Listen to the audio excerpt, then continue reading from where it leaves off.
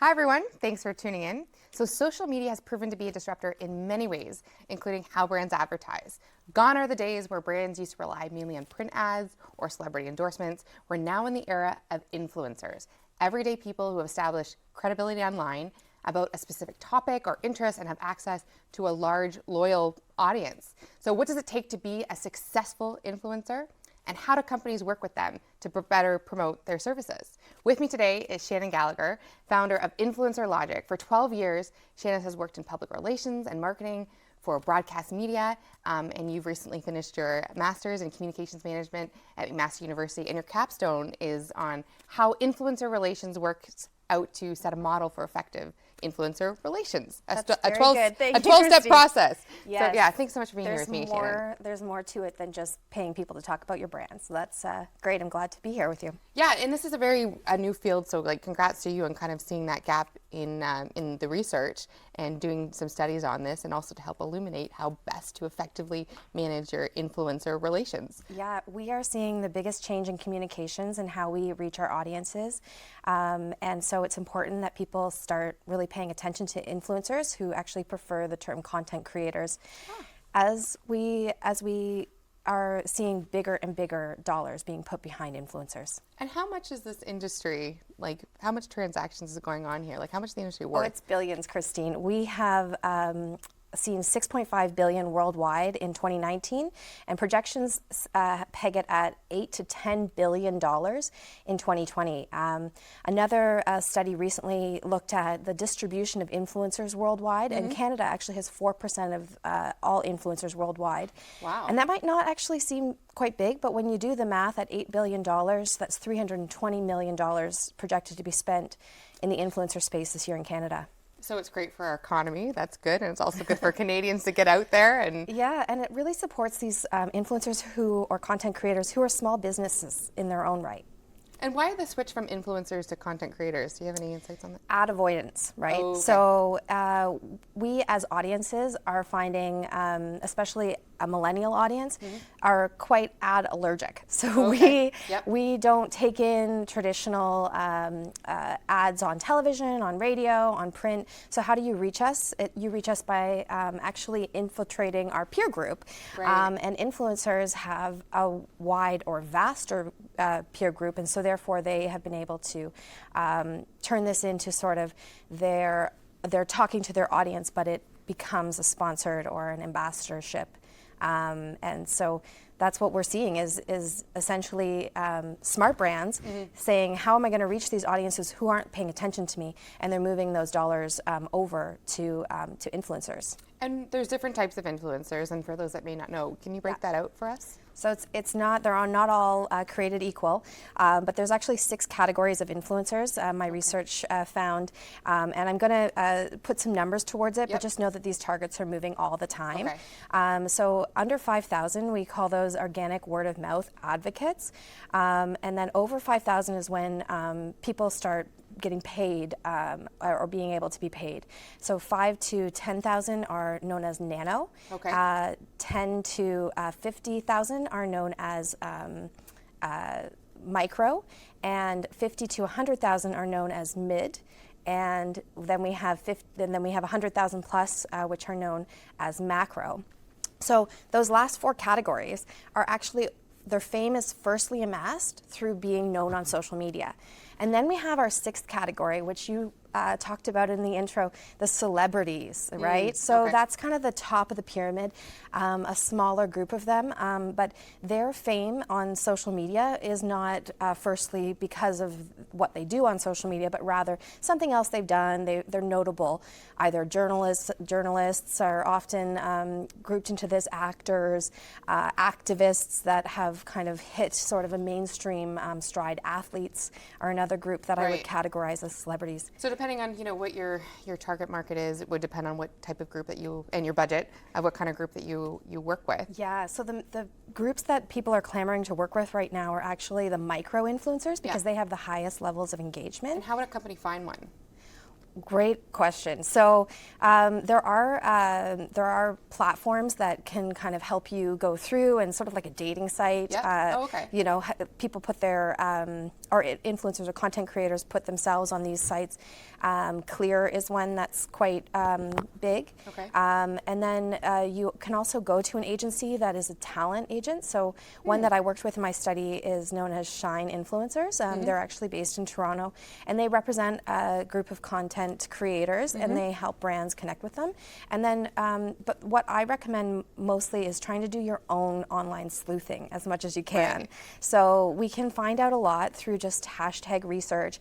And if you know that your audiences are on a certain platform, say Facebook or Instagram, you can go and you can do your own research in terms of, you know, if you're looking for a local influencer, use a local hashtag. And it's always hard to, like, you know, figure out that exact right best fit, but it's great to see that the industry is changing and they're creating more resources. The industry is also currently dominated by women. 77% of influencers are women. Yes, it is a pink industry, and and you know, I think you've got a show that's all about women empowerment, but I see 3 reasons why we're seeing this trend. Okay. The first being that women are natural storytellers, and naturally we create our own communities, and so this is an extension of that space. We also see that women are looking for more flexibility in their work, so this is one of those ways that they can kind of have either a full-time, part-time gig and have flexibility. Is the third one because it's a beauty contest? Oh, I wish it was. Sorry. But, you know, there are a lot of beauty influencer brands that are looking at influencers as an opportunity. So we are seeing that, you know, it tends to be an image related field of work. Yeah. So and we're also seeing that movement about, like, the Realstagram, right? Where women are going on and they're showing their real selves, not so edited, their real body shapes. And I mean, I love seeing that too. Yes. So rah for the women doing that. But definitely, we're seeing more authenticity. So we've got about a minute left. From your perspective, working with these different influencers and the researchers that you've done, what do successful influencers have in common? Well, they build trust with their audiences. And so effectively, the influencers and their audiences know that when they're endorsing something that they truly believe in it. The Realstagram, or that idea of authenticity, so showing their, not just their ideal selves, but their real selves, I think is really when people start seeing that their followers go through the roof. So those 2 things are really the key when it comes to influencers and creating valuable communities. Yeah, and also to that point, it's important for influencers to really be cognizant of being authentic, because when they don't and they step outside of their box, then, you know, the public's really hard on them when they find out that they weren't being super honest about something that they've really built a platform around. So sort of a word of warning, I guess, to, you know, make sure you're true to your brand and what you're saying you really stand behind, both on and offline. And brands have to vet that as well. Yeah. You know, making sure that that it's really an authentic fit, and you know, there's definitely ethics and things that come into play. It's not as easy as just post it out there and say you love everything, right? Yeah. Sometimes. Awesome. Well, really excited about the work that you're doing. I think it's very progressive, and I'm sure going to continue to evolve. So, you know, for those watching, check out Shannon's website that we're going to have up, as well as some of the insights you'll be sharing on LinkedIn or on Instagram. What's your Instagram handle again? It's at Influencer Logic. At Influencer Logic. Okay, so we're going to take a quick break, and we'll be right back with 2 other influencers. Welcome back, everyone. We're joined by 2 local influencers, Laura Grassi, an online fitness coach, and Anna Rubak, a lifestyle and beauty influencer. Thank you to you both for being here and sharing your insights. Thanks for having us. Thanks for having us. So share a little bit about what your channels are about. So Laura, and what is your Instagram? So my Instagram is Laura G Fit, and the main message of the channel is just to teach about fitness in a way that teaches you that's sustainable. Like, my kind of thing is, like, fitness shouldn't be making you suffer. So I show you how to enjoy your workouts, enjoy how you eat, so you can see results and not hate your life. You eat a lot of food. Like, you eat a lot, which I love to see. I'm like, okay, I can eat and still like be exactly. fit. That's like the that's what I'm trying to get across there. So No, you've got Yeah. a killer channel. And how many followers do you have? 208K, I think. So Shannon, what category would she be in? She would be a macro. So you're a macro pretty cool. influencer. Very It's pretty cool. And then over to Annam. Sure. My online platforms are more about celebrating those beauty moments, whether it's an amazing makeup tutorial you've done or something that you're celebrating a huge milestone in your life. And so I really like to hone in on that celebration. And what's your Instagram handle again? Anna Rubeck, it's Anna my Marie. name. Okay, Yeah. and then and how many followers do you have right now? I have on Instagram about 12,000, but I've had Okay. a blog forever, probably since 2012, I'd say. Okay. So it's just a lot of that audience kind of has built up over time. Right, and shifting over and trying to start Yeah. out a new channel. Exactly. So why did this start? Did this kind of start just for both of you organically, or did you, set out to become an influencer or content creator? I feel like I kind of, because I was a personal trainer at a gym, so I noticed people doing that kind of stuff online as well, and I was like, I feel like there's a lot of opportunity there. So I did slowly start posting with the intention of it being something. It definitely took a while, but Yeah. that's what I was long-term hoping would happen. Right, So- right.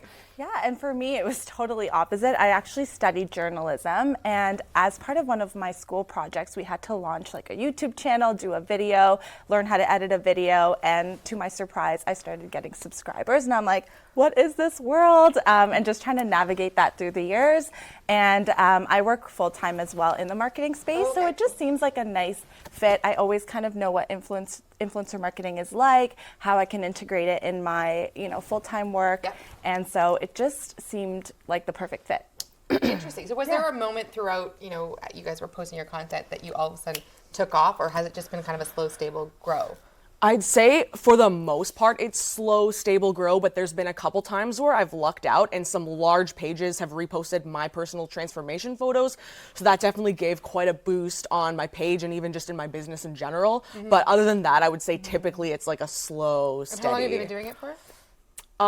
It's like honestly, my page itself, I've had for ages, like 2012. Yep. But seriously, as like more of a business and really being consistent with Yep. it, I would say about 2 years maybe. Okay, that's yeah. amazing. Yeah. So cool. Thank you. I would say something similar. It's definitely slow and steady. Nothing happened overnight for me.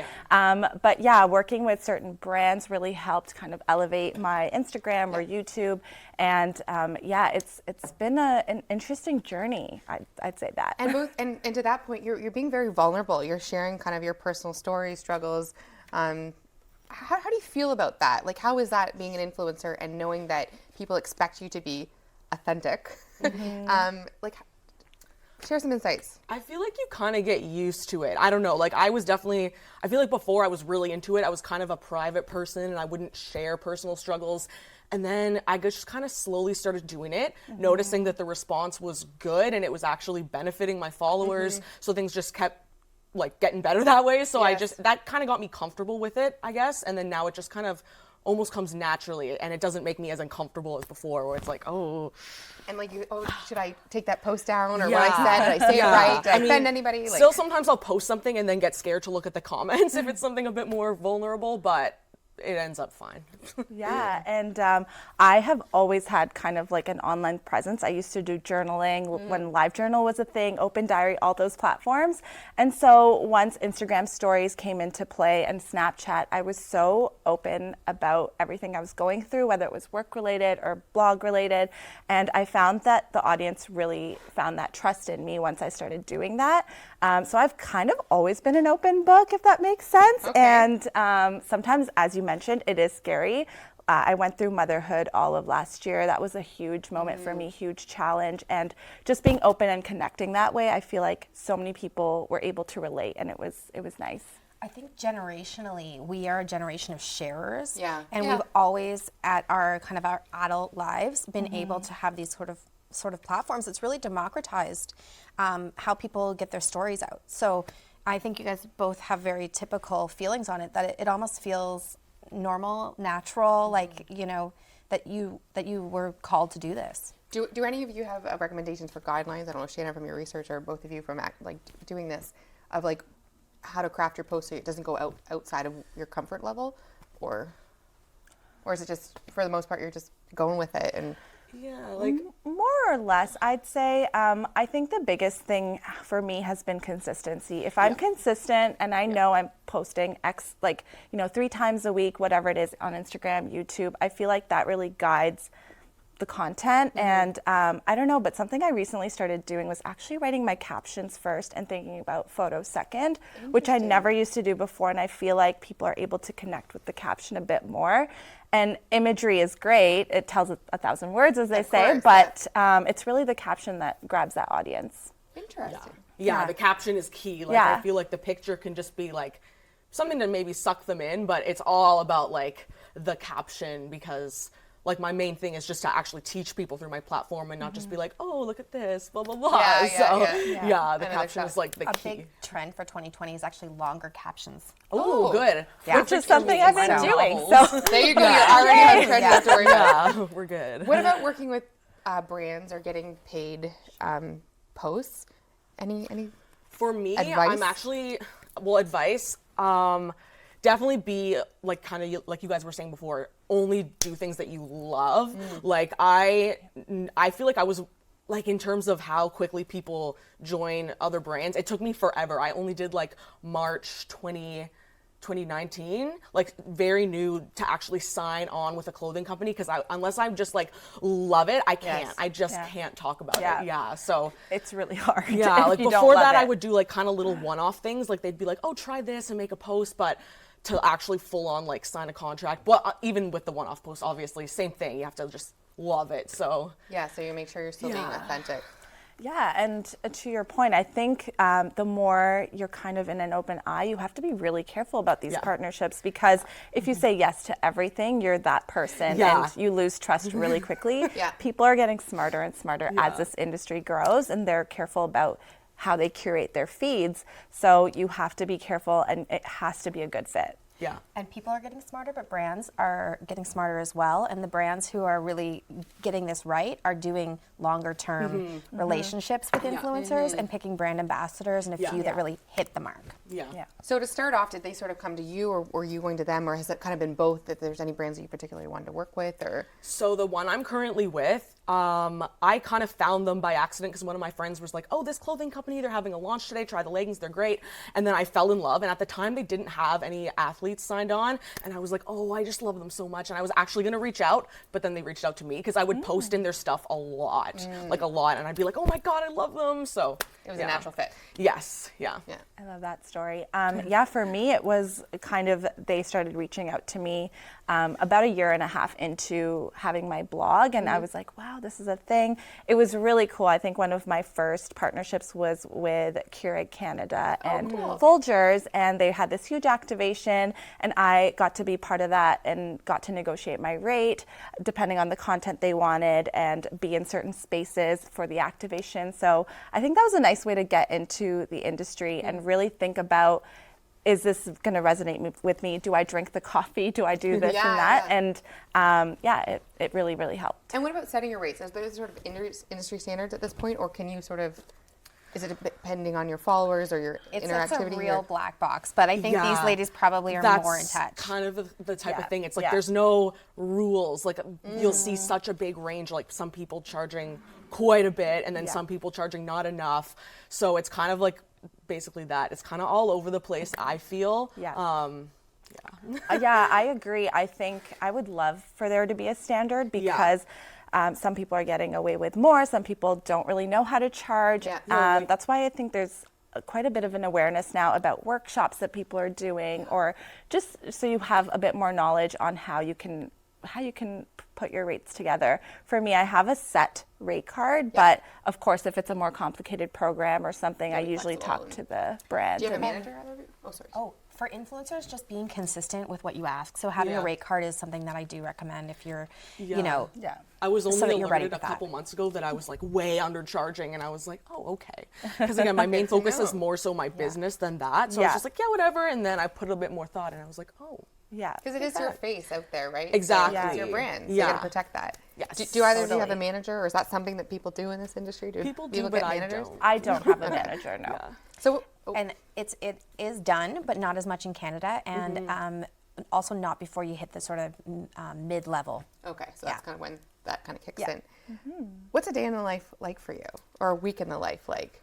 Week in the life. So I actually start my days quite early because I've learned that if I get my most important stuff done just right away, then no matter what kind of happens the rest of the day, the important stuff is done. So that'll actually usually True fitness be person. Yeah. Workout like- first thing in the morning. Well, that's a funny thing that actually switched from working out first thing in the morning to work because I'm most focused and like clear headed. So I just like get up, get to work for a few hours, and then go to the gym. So, but then, because then when I get back, it'll be like taking care of clients, like emails, things like that. So the stuff that really requires focus and more creativity, I just do right away So before. like writing your posts, taking photos, videos, that all happens in the videos, morning? even stuff, email list. That's a big focus of mine, just in case Instagram and stuff disappears, which it will eventually. Yeah. So no, something else that's- will come along. Yeah, Who so knows, fair. right? That's a So I've grabbed.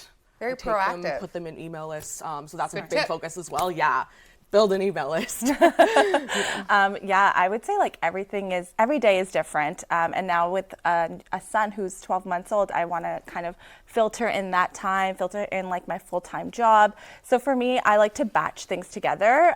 If I'm doing photos, I'll do a day of photo shoots and try to bang out like 5 or 6 outfits in one go, or tutorials in one day, and then have another day for full like editing. Because what you see on a feed is very interesting. You're seeing a pretty picture, but what you don't see is the editing, the creating, the billing, accounting, all of that stuff. Yeah, kind it's of all work. Yeah, and usually it's one person doing it, so you really have to be careful with your time. What about tools like, because videos, obviously that's a big thing. It's still, I think, new for a lot of people. Any tools that you suggest using for video editing?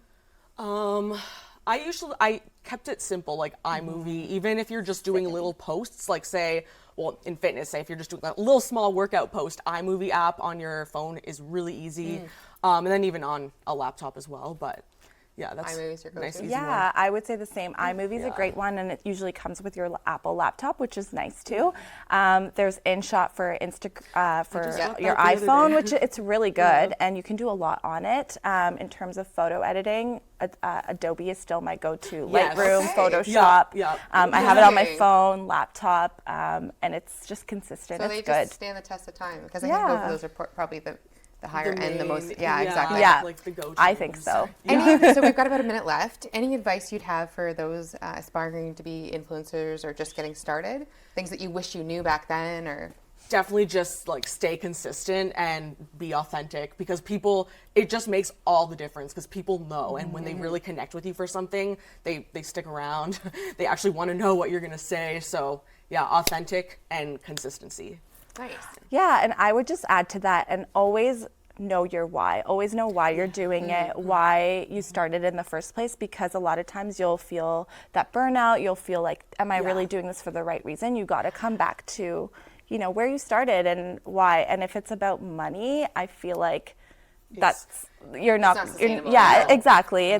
You definitely have to think about more than that, and it's a very creative, very high stress inducing space. So Yeah. I'd say always remember your why. What about you, Shannon? Do you have any insights for those? Well, I agree with Anna. I think that you have to want to do it. I think you can't think of the money at the end of the day, and that really knowing what you bring that's different.